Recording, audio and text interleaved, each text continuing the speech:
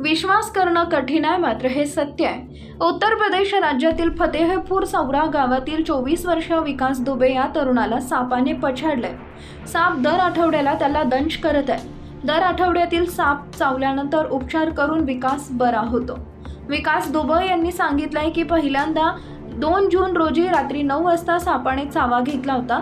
त्यानंतर कुटुंबियांनी त्यांना जवळच्या एका खासगी नर्सिंग होममध्ये घेऊन गेले। तिथं 2 दिवस उपचारानंतर ते बरे झाले। त्यानंतर कुटुंबियांना वाटले की घटना सामान्य आहे, मात्र 10 जून रोजी रात्री 9 वाजण्याच्या सुमारास पुन्हा सापाने दंश केला।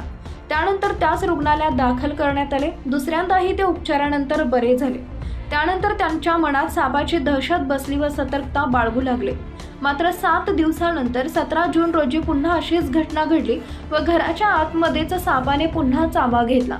बेशुद्ध पडल्यानंतर घरचे लोक पुन्हा त्यांना त्याच रुग्णालयात घेऊन गेले व उपचारानंतर बरे झाले। चौथ्यांदा सापाने 7 दिवसही होऊन दिले नाहीत। 4 दिवसातच सापाने पुन्हा दंश केला। उपचार करणारे डॉक्टरही आश्चर्यचकित झाले। यावेळी तरुण उपचारानंतर वाचला। त्यानंतर नातेवाईकांनी व डॉक्टरांनी सल्ला दिलाय की काही दिवस घरापासून दूर राहा। तरुण शहरात राहणाऱ्या आपल्या मावशीच्या घरी राहायला गेलाय। मागील शुक्रवारी रात्री 12:15 वाजण्याच्या सुमारास तिथंही सापाने त्याचा चावा घेतला। त्यानंतर त्याला पुन्हा रुग्णालयात दाखल करण्यात आले।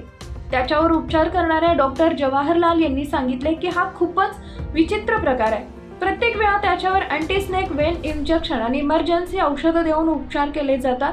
ठीक होऊन तो घरी परततो। पुन्हा काही दिवसांनी त्याच्या शरीरावर क्लिअर स्नेक बाईटचं निशाण मिळतात। विकास दुबे या तरुणानं सांगितले की सर्पदंशाच्या घटनेनं तो त्रस्त झालाय। त्याला सापाची दहशत बसली असून प्रत्येक वेळा साप चावल्याचा भास होत आहे। प्रत्येक वेळी उपचारासाठी पैसेही खर्च होत आहेत।